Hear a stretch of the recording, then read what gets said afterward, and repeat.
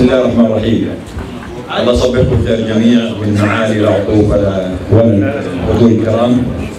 سؤال موجه لمعالي وزير الماليه وزير البلديات اللي هو عوائد المحروقات. اللي بعرف ان عوائد المحروقات يعني تخصص بالموازنه وتكون متوفر مش من ضمن العجز. فبنعاني شوي وبنحكي مع الوزاره ونقول وزاره الماليه مأخرتنا. هلا احنا بعد البلديات ما انضربت نظام الابنيه واللوحات الاعلانيه يعني قل دخل البلديات، فصارت تعتمد بجزء كبير على عوائد المحروقات. للاسف بعتقد انه هاي معالي بايدنا انه جزء كبير من هاي العوائد لحد الان ما انصرفش وانتهت السنه. هذه الملاحظه الاولى. الملاحظه الثانيه اللي هو نظام الابنيه. طبعا احنا ان الفخر في بلديه اربد الكبرى انه شبه يعني بالاخر فتره انه كنا الوحيدين اللي ندافع ونقول هذا النظام غير سليم ويجب تعديله او ايقاف العمل فيه.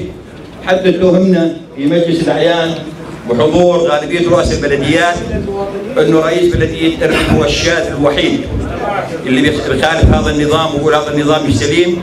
والحمد لله تبين للحكومه ولجلال سيدنا بتشكيل اللجنه لإعادة دراسة هذا النظام، يدل على أنه بلدية اربد هي كانت هي الأصوب وهي الصح.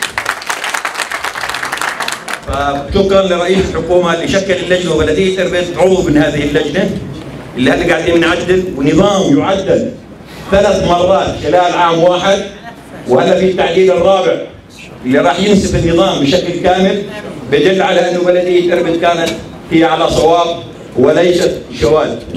بارك الله فيك. احنا في موضوع ما تطرقلهوش الغالبيه اللي هو الاشاعه، وبرجو انه ما يتاخذش الامر شخصي. بتمنى ان الامر ما يتاخذ شخصي. هلا البلديات بشكل عام بتوفر فيها شواغل الوظائف. شباب بتقاعدوا ان كان سواقين او خزنه او مهندسين، او شواغل جديده تستحدث بالموازنه ومصادق عليها من معاليه ومن الوزاره. في نهايه العام 2017 كان متوفر عندنا شواغل لسواقين، لطابعين، لخزنه، لمهن ثانيه، مهندسين وغيره. خاطبنا الوزاره، مخصصات موجوده، شواغل موجوده مصادق عليها من الوزاره، اعلنا بالجريده الرسميه لكل هذه الشواغل. من ضمن هذه الشواغل اللي هو الخزنه، 5 خزنه. العالم بالجريده الرسميه تقدم لوظيفه الخزنه. خلينا نرجع للموضوع الاشاعه. لل5 وظائف تقدم 44 طلب. ال 44 طلب اعلمت فيها وزاره البلديات وديوان الخدمه المدنيه. شيكوا ال 44 طلب وفرزوا منهم 20 طلب ينطبق عليهم الشروط. بذاك الوقت كان الشرط يحمل توجيهي ومعاه شهادات خبرة مصدقة من وزارة العمل والضمان الاجتماعي، وشهادات ممارسة العمل مصدقة، وشهادات خبرة مصدقة من الجهات اللي أعطت الشهادات هاي من 3 جهات. انطبق الشروط هاي على 20 فرد كان نجل إحداهم كان يحمل توجيهي وتقدم لهذه الوظيفة، وانطبقت الشروط عليه على هذه المهنة اللي هو خازن بوظيفة 200 دينار في بلدية اربد. خاطبنا الوزارة وخاطبنا ديوان الخدمة المدنية، شكلوا لجنة، هاي معالي موجود حاليا. كان رئيس اللجنة هو حاليا يشغل مدير مالي في وزارة المالية.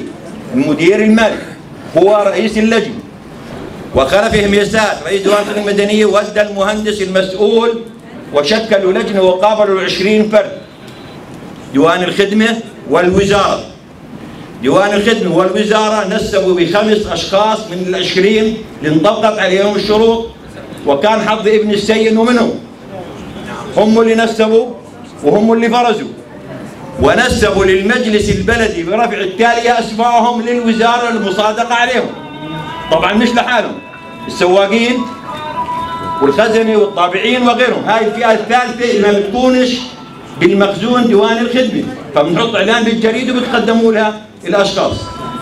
ديوان الخدمة بيعمل فحص فقط للفئة الثالثة للمهن، السواقين والطابعين. ما تبقى من هذه المهن المراسل والخازن وغيره ما بنعمل له فحص، يكتفوا بالمقابلة والشهادات. نسب المجلس البلدي بناء على توصي من ديوان الخدمة والوزارة البلديات لوزير البلديات بالمصادقة على التالي أسمائهم. كل الكشوفات تودت للوزارة سواقين، عفوا تأخرت، بس أنا بيهمني إخواننا المواطنين، أنا مش دفاع عن ابني، بيهمني المواطنين يعلموا اللي صار، اللي ما كان دور رئيس البلدية اللي نسبوا الإقامة لديوان الخدمة والوزارة، وهي بحكي قدام الوزير. الرفعت الكشوفات، يا ريت ترد من قطع. هاي لجنتك وانت قابلتها وقالوا لك رئيس البلدية. أنا بداني دقيقة عني دقيقة بني بدقيقة بني. والله يا أبو طلال يعني اللجنة برئاستي هو بيعرف وحققوا مع اللي قابلوا انه رئيس البلدية لم يتدخل باللجنة وقع الحيادي. لما اتى ابني قعد الحياد ما تدخلتش، وقدموا تقارير رسمية وهي التقارير معي من مندوب ديوان الخدمة ومن مندوب الوزارة. بس احنا بداني الموضوع أبو طلال طيب انهي الموضوع؟ لا ما بدي هون، لا لازم تتوضح النقطة الأخيرة، لازم تتوضح عشان نعرف إن احنا بدولة مؤسسات ولا لا؟ احنا رئيس الحكومة بقول احنا بدولة مؤسسات وفي احترام للمواطن. هلا لو سمحت بس انهي الموضوع دقيقة. هلا انا هلا كل العينات ابو طلال انهي الموضوع؟ انت شخص مسؤول. انا مواطن. لا انا هو المواطن. انا مواطن بحكي عن قضية ابني. الرفع عن الكشوفات السواقين والطابعين والخزن وكل الشواغل الثانية اللي وعالي الوزير صادق عليهم كلهم الا كشف الطابعين. تاخر الكشف لاسبوعين ثلاث، خاطبنا معالي الوزير، اتصلت فيه قلت له في كشف تاخر كله كتب صادقه. بقول لي حرفيا اللي فيه ابنك، قلت له اللي فيه المواطن الاردني، الرقم الوطني كذا وكذا، واللي قابل الوزاره ديوان خدمه قال احكي مع الامين العام. بالاخر بقول لك قيم ابنك للكشف حتى يوقع، قلنا له انا ما نسبت فيه توقع كان قيمه، انتوا اللي نسبتوا فيه وانتوا اللي قابلتوه ولم يعين ولم ناسيه الاشاعه. لم يعين وانتهى الموضوع من شهر 3/4. شكرا. ليش انتهى الموضوع يوم تخرج ابني؟ مبروك يوم تخرج ابني قبل اسبوع انتهى الموضوع، وانتهى الموضوع واحد برضه ثاني بيجيب صوره. لو واحد يدخل النار قبل 7 سنين بالعاد يوم تخرج ابني عشان يقول له يحقق ابنه وقف النار. هاي اشاعه وقتل شخصيه واساءه. هاي اللي لازم نرفضها. بارك الله.